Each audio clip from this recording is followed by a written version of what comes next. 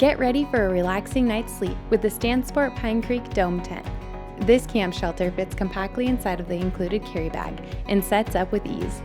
To set up, start by removing the tent, rainfly, and tent poles from the storage bag.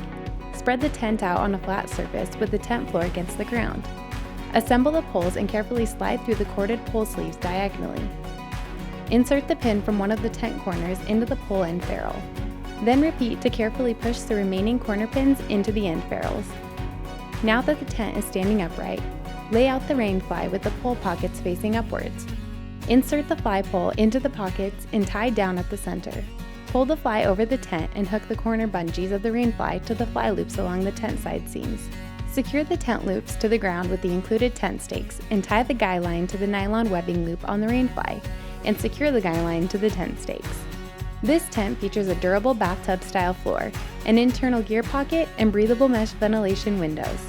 Keep the 3/4 rainfly on for colder weather, or remove and stare through the mesh ceiling for a window into the wonders of the night sky.